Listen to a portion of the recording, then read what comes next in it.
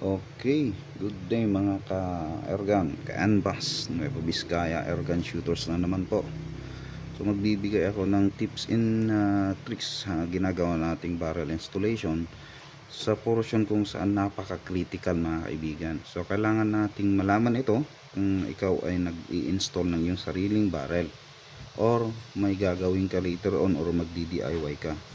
So ayan na nga, natapos tayo nag-barrel reduce, groove, then ay yung kon ng lalagyan ng or lock ng magazine. Naglagay din tayo ng groove sa loob para sa outer and inner o-ring. So maglalagay tayo later on ng parang ganito, ito sa loob, yan sa labas. Okay, so ayan na nga, natapos tayo nagbutas dito sa ating milling. And ipapakita ko lang na dapat bigyan natin ng importansya pag natapos na ating butasan ang ating barrel. So itong port na to ay dyan napapasok yung from transfer port, then lalabas, then pupunta na sa puwit yung hangin, pupunta na sa puwitan ng ating pellet. So pag ganyan yan. Okay, tetest natin. So ganito ang nangyari. So unang pasok ko niyan, hindi pa kasi malinis, hindi maganda yung hindi pa smooth yung chamber niya. Ganito, pangit yung result. Kaya dapat ulit-ulit kailangan linisin, i-smooth yung debris kung saan nag-exit yung butas natin kanina. Pati yung chamber natin dapat smooth and maganda. At pinaka-importante din dyan yung tamang ID para sa OD ng pellet na gusto mo. Kunwari 5.50 yung resizer o 5.52, dapat ganun din yung kanyang chamber para tama yung seal ng skirt sa likod. Pag pumasok yung pellet mo dyan, tamang tama, correct yung sealing factor ng skirt dyan sa chamber. Okay, importante yun kasi pag maluwang kunwari yung chamber mo, dun nauuna papasok yung hangin. So mauuna na yung hangin dun sa harap ng pellet. Okay, sabayan mo pa yung groove, dun na nag-i-exit dun yung groove, di ba? Land and groove po ang riffling. Sa groove na yan papasok. Not if tama yung chamber mo, yung ID nya sa OD ng skirt. Okay, tamang tama yan, silyado. Okay, pag boom, paglabas ng compressed air, maganda yung kanyang sealing factor. So na-test na natin kanina, pangit. So ni-smooth na natin yan, pinaganda natin, tinaglan natin yung debris, kinuha natin yung magandang OD. So ganito yung ginagawa natin, magpapasok lang tayo ganyan, then tutulakan natin para mag-test. Yan. And papalabas natin doon sa exit. So napakalaga mga kaibigan, nagagamit kayo ng wooden. So ito kawayan, sa aking case gumawa ako ng kawayan na panusok. So ito na yung outcome. So far nakikita ko good naman mga kaibigan, malinis, walang damage. So pag nakita natin ganito, ibig sabihin tama po yung ginawa natin sa pagbubutas at tama rin yung kanyang pag-smooth ng chamber. So marami tayong kailangan intindihin dyan, yung debris, yung distance ng hole para sa pellet pusher, lahat.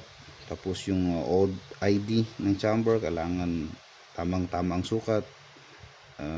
Ang isa pa doon, dapat smooth yung chamber.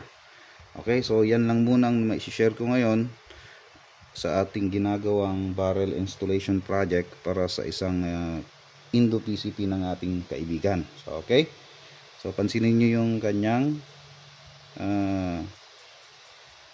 butas. Okay, hindi siya circle, oblong po yan. So dapat i-measure mo muna yung pellet pusher dito, i-check bago mag-execute. Idagdag ko na rin pala bago po tayo mag-reduce, kung ano-ano, lalo na yung magbubutas ng fork dito sa ating barrel, yung pinakita ko kanina, dapat na-index na yung barrel. So dapat naka-indexing na, tulad dito nakuha ko yung high, mataas na patama for groupings. Dapat naka-index na yung barrel bago ninyo ooperahan or ano man yung mga ginagawa ninyo. So ang tanong, paano tayo mag-i-index nga na hindi naman kailangan naman nating operahan or i-reduce or galawin yung barrel bago natin ma-index dito, di po ba? So 16mm meron ka dapat isang air gun na 16mm yung OD na ganito, and then doon mo siya i-tune, doon mo siya muna i-test muna yung barrel. Pag na-test mo na at maganda yung barrel, so kunin mo na rin lahat ng mga details niya, then kunin mo na rin yung high, yung index niya, barrel index. Pag nakuha mo na record mo na yan, then saka na tayo gagawa or gagalawin yung project or yung barrel natin.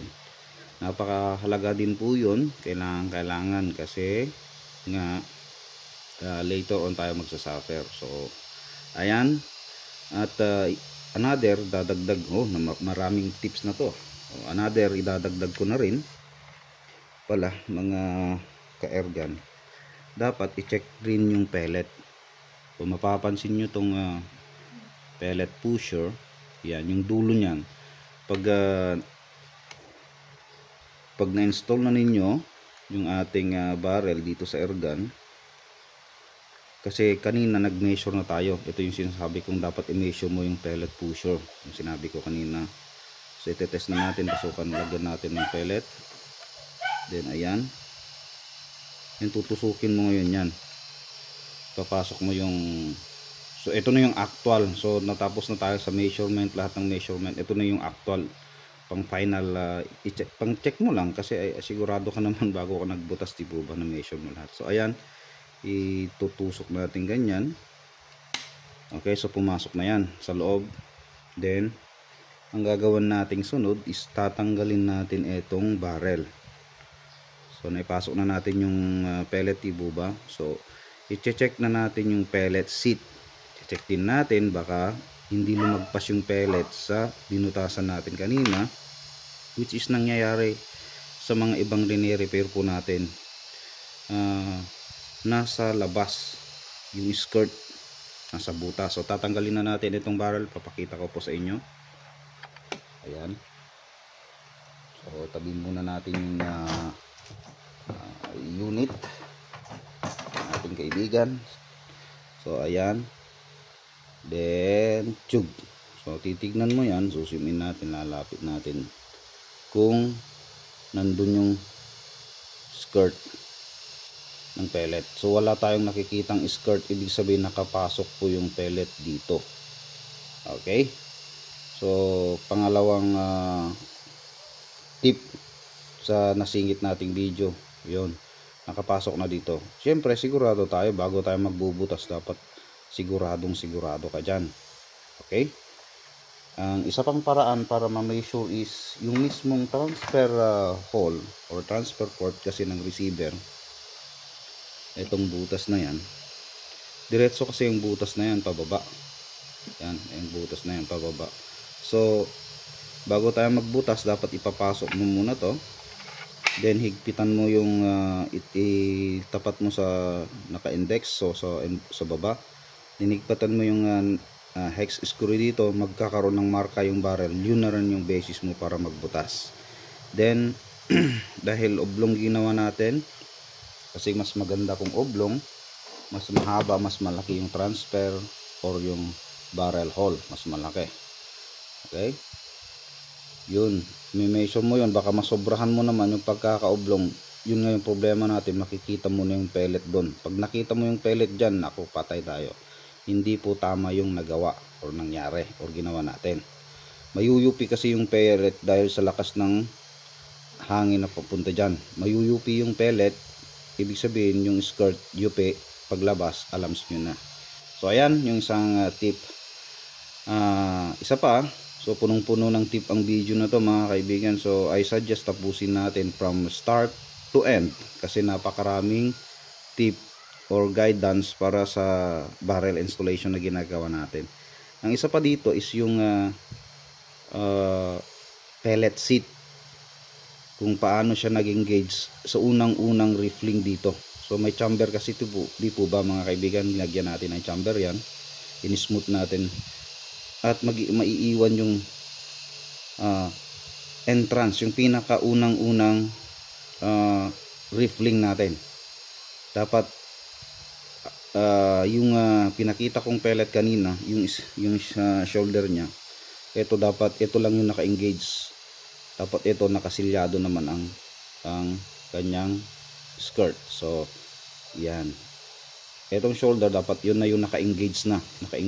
So may mga measurement din yan, pag-aralan ninyo later on.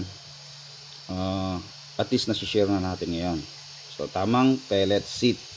Okay, ito ay kasabay yung pag-modify din ng pellet pusher or yung rod na nagtutusok ng pellet dito sa chamber. So minamodify din yun, ina-adjust, pinapahaba, pinapaliit. Mas maganda kung may mga magagawa tayong adjustable na ganun, which is ginagawa naman na sa ibang bansa. So ayun, depende sa hugis ng kanilang, kasi yung PLW hindi yan hollow hanggang dyan, hindi parang cone. May laman yung skirt ng PLW. So pag yun yung nagamit mo, mas malalim na yung tusok nito, syempre yan, mas malalim na. So ayun, isa pang tip. Okay, so ayun na nga, siguro nasabi ko na yung mga major operation or ano yung mga gagawin natin, and hope nakatulong na naman tayo or napasaya natin yung mga followers, subscribers natin. So kung hindi ka pa subscribers mga kaibigan, mga ka-NBAS, abay mag-subscribe ka na. Ayun, thank you.